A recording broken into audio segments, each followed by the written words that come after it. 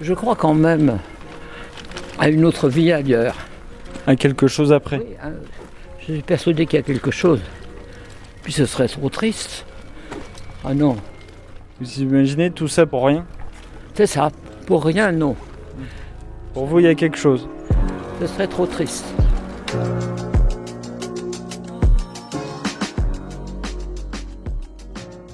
Voilà. Un peu déprimant comme début d'épisode, mais ces quelques mots, je les trouve forts. On les doit à Bernadette, alors qu'on rentrait tout juste du marché. Bernadette, elle a 100 ans. Elle les a fêtés le 9 juin 2025 avec sa famille et quelques habitants de Quintin, en Bretagne. Un siècle d'existence, ça impose le respect. 1925-2025, rien que ça.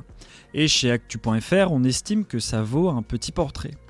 Je ne vais pas vous faire le coup du « dans une société qui va vite, ça fait du bien de prendre le temps avec une personne aussi âgée, aussi en forme pour son âge », mais quand même. Bernadette, elle inspire. Dans ce nouvel épisode du podcast Les gens du coin, on vous propose une petite matinée avec Bernadette et sa fille Chantal au marché de Quintin. Alors on entre dans une petite cour, c'est une grande maison.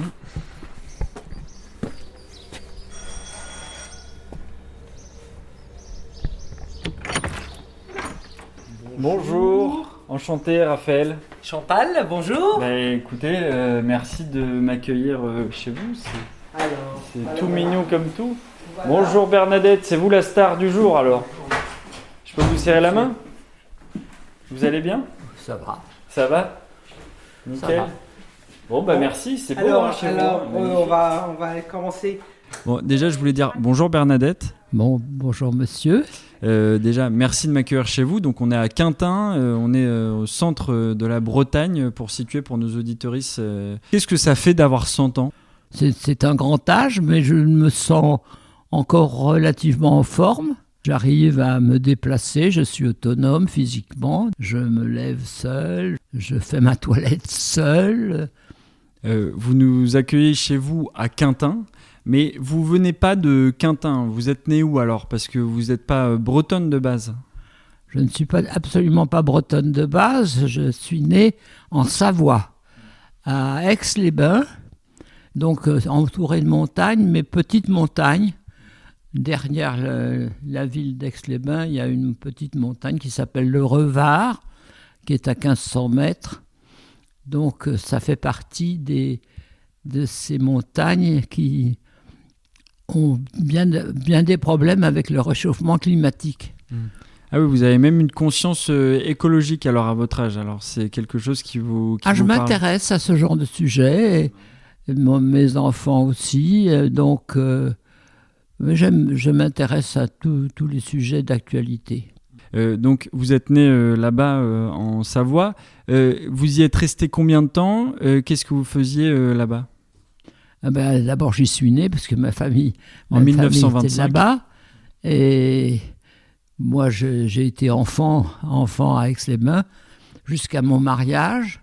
Je me suis marié en 1948 à Aix-les-Bains avec un Breton. Et c'est comme ça que je suis arrivé ici. Donc vous êtes arrivé en quelle année en Bretagne à Quintin? En 48. En 48, donc juste après la guerre? Juste après la guerre. Vous aviez quel âge en 1948 si on fait un calcul? J'avais 23 ans. 23 ans, d'accord. Oui, vous avez traversé la Seconde Guerre mondiale, comment c'était d'ailleurs, vous qui avez aussi cette mémoire-là Oui, alors j'avais 14 ans quand la guerre a éclaté et j'avais 20 ans quand l'armistice a été signé. Donc j'ai passé toute ma jeunesse sous la guerre. Mais la guerre, telle que je l'ai vécue, c'était une guerre de restrictions alimentaires, puis restrictions en tout genre, couvre-feu le soir, les restrictions pour s'acheter une paire de chaussures, c'est une affaire d'État, et impossibilité de circuler loin, donc on restait dans son secteur géographique restreint. Voilà.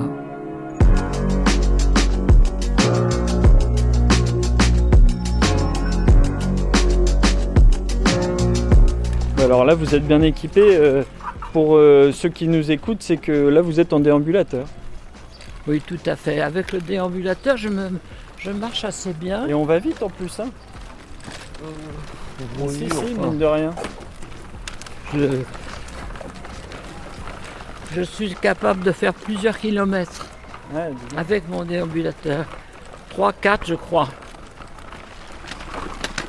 Ah, c'est vraiment agréable hein, sous le soleil, franchement. Oui, le soleil, ça améliore bien la situation. Hein. Ah oui. Et ça vous a pas manqué, vous qui êtes en Bretagne et qui venez de la Savoie? Ah si, le climat ici m'a gêné un peu. Le vent. Le vent, oui. Le vent, l'humidité. Ça a été un peu difficile. Bon, enfin, on s'habitue à tout. Hein. Bien sûr. Mais je dois dire que c'est quelque chose qui m'a gêné. Elle est connue comme le loup blanc, Madame Duhaut, non? Oui, surtout que, j'avais fait appel à ses souvenirs. On a rédigé le quintinet de Noël sur l'anniversaire de la Libération, le 80e anniversaire. Donc, elle avait fourni des souvenirs. Ah, c'est super. Voilà, Oui, voilà, c'était bien. C'est un personnage important de Quintin. Oui, tout à fait. Je suis journaliste, pardon, je ne me suis pas présenté. Mais... Oui, je me suis douté. Ouais, c'est intéressant. Ok, très bien. Merci beaucoup. Parce que là, elle est partie, il faut qu'on la suive. Elle est intenable. Intenable. Elle va faire sa queue à la poissonnerie. Ah, j'adore. Quand vous êtes arrivé à Quintin, donc après la Seconde Guerre mondiale, vous travaillez dans quoi? Qu'est-ce que vous avez fait alors? Alors moi, je n'ai pas eu de vie professionnelle. J'étais mère au foyer. Bon, mon mari était dirigeant d'une petite entreprise de charcuterie salaison qui s'appelait Elquin et qui était une entreprise familiale. J'ai élevé mes enfants. Donc 6 enfants. Donc j'ai eu 6 enfants et à côté de mon travail quotidien occasionné par la présence de mes enfants, pour des femmes au foyer, c'est un peu austère hein, quand une femme fait du ménage, fait de la cuisine, s'occupe des enfants, va les conduire à l'école. C'est un peu limité. Et le bénévolat permet de sortir et en même temps de rendre service. J'ai fait le catéchisme très longtemps. Je me suis occupé de petits groupes d'enfants. Et puis, à un moment, je me suis beaucoup intéressé d'un club sportif, le patin roulette. Et puis un jour, j'ai vu du patin roulette de patinage artistique. Et j'ai trouvé ça super. Je me suis dit, mais si on pouvait faire ça à Quintin, faire ça à des petites filles. Et alors, j'avais une de mes filles qui était assez sportive et assez douée en tous les sports physiques. Et bon, elle s'est intéressée à la question. Et je me suis occupé de ce club pendant 25 ans. Il y en a beaucoup qui vont nous dire mais alors comment est-ce qu'elle fait? Vous dites que le matin vous faites un peu de gym, donc déjà ça c'est... C'est très modeste. Hein. Oui, mais c'est quoi par exemple? Ça consiste en quoi? Oh ben je lève mes bras, j'essaie de l'élever. Voyez-vous, ça ne monte pas très bien. Oui, mais très bien, mais au moins vous essayez. Bon, je les fais bouger, je lève les jambes, je me baisse, je me relève, je m'en baisse. J'essaie de me tenir sur un pied, ça ne tient pas très bien.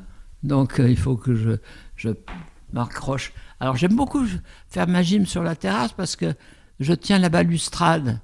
Alors je risque moins de tomber parce que la chute c'est ma terreur. Hein. Vous mangez quoi? Vous mangez bien, j'imagine.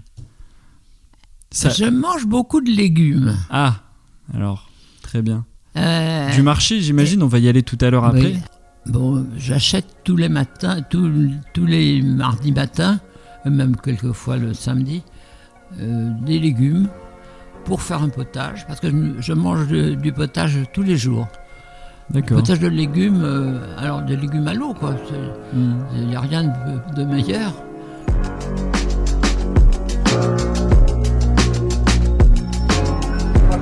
Est-ce que c'est votre fromager? Oui, c'est mon fromage. Ah, lui, vous le connaissez alors? Bonjour. Oui. Je lui achète toujours le même fromage que j'appelle le fromage de chèvre à feuilles. Ah, c'est quoi alors ce fromage de chèvre à feuilles là? C'est un motet sur feuille. C'est un fromage un peu souple, un peu gras, enfin un peu. Moi je ne sais pas beaucoup. Mais c'est une de mes filles qui me dit c'est pas bon, c'est plein de gras. moi je trouve ça très bon parce qu'il y a du gras. Vous monsieur, vous voyez Bernadette tous les mardis? Tous les mardis, elle vient fidèlement faire son marché toute seule, ou accompagnée parfois, quoi, mais souvent toute seule. Et vous savez quel âge elle a, Bernadette? Oui, 2-0. Ah ouais, elle a 2-0. C'est impressionnant, non, d'avoir une cliente comme ça? Une cliente comme ça et en forme comme elle est et vive d'esprit, oui, on le souhaitera à tout le monde. Et vous, Chantal, on vous a pas encore entendu, mais vous accompagnez souvent votre mère comme ça au marché?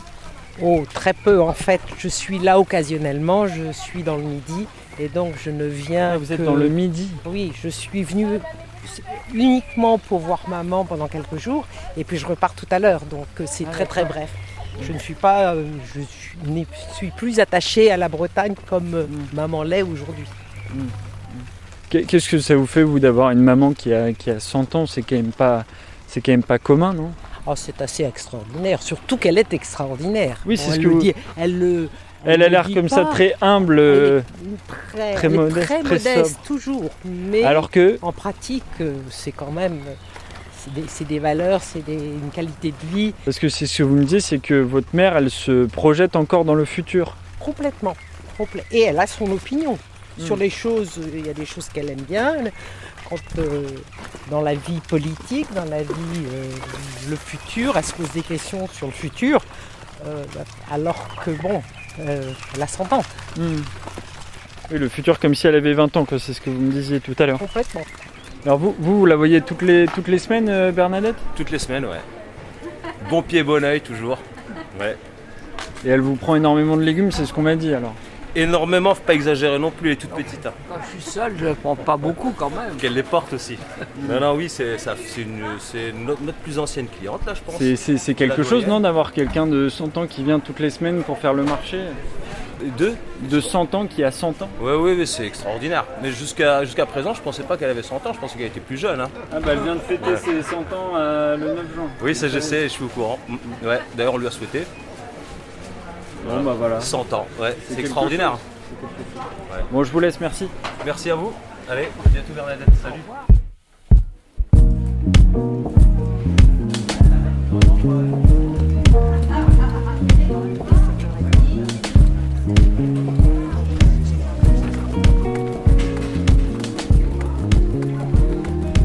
Normalement, vous devriez porter un chapeau. Bah, c'est-à-dire que ça protège du soleil. Moi, ce qui me gêne le plus, c'est dans les yeux. Dans les yeux, c'est pas parfait, les yeux. Ah oui, bah oui. Les yeux, les oreilles.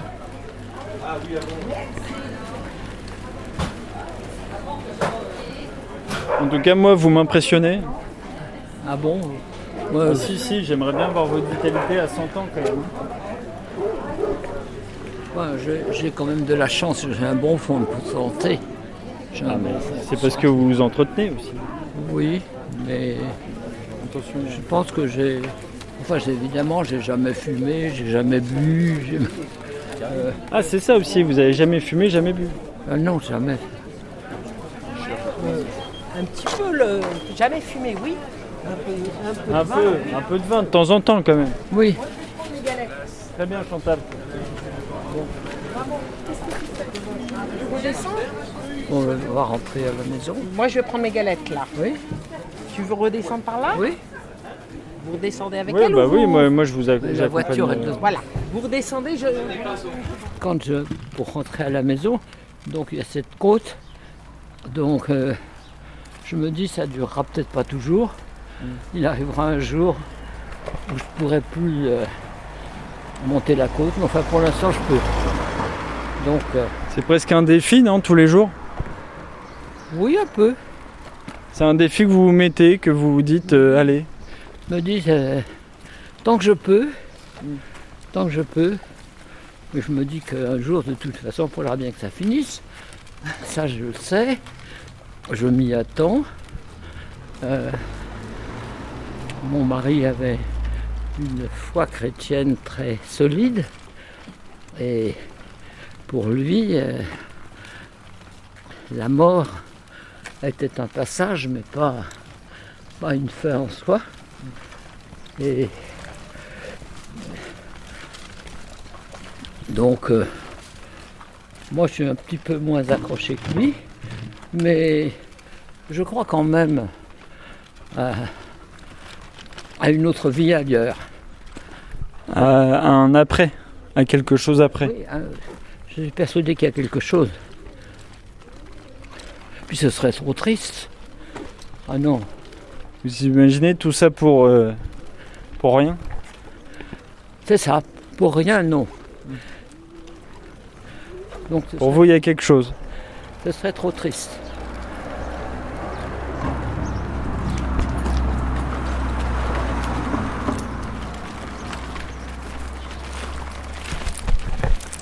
Voilà. C'est toi qui as la clé ou moi? Toi? Alors voyez, la clé, je savais que la clé était... Mais je ne me rappelle plus. Non, je t'ai demandé si tu voulais que je la fasse. Oui, oui, mais je ne me rappelle plus. Alors...